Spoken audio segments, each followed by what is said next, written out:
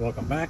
We did the floor last time we were on the boat. We repainted, we removed the non-skid from the floor and gave it another fresh coat of paint.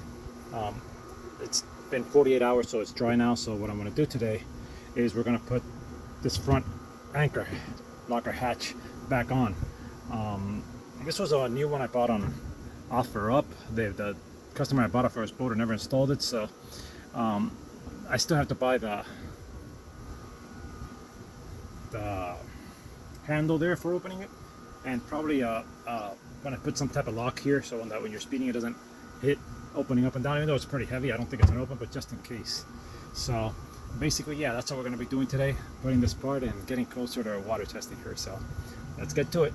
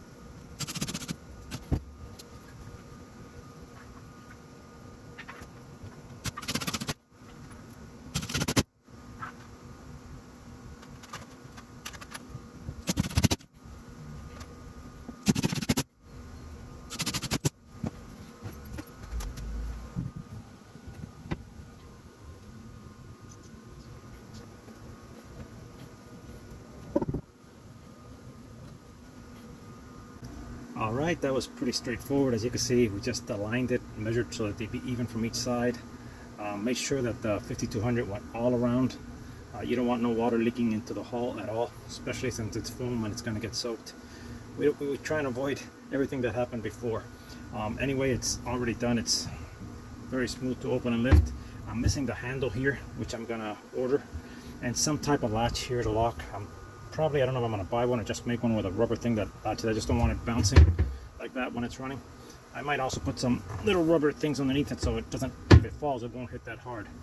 But those are all little things well, actually these two I have to put before we go out, but the other ones, once you run it and test it out there, you'll find out there are a lot more little things you have to do to it. Anyway, I hope you guys enjoyed the video. I know it was a short one, but it's all the time we had today. I hope you guys enjoyed it. If you found it helpful or know someone who might find it helpful, please share it with them. Anyways, I'm always wishing you the best, and until next time, one love.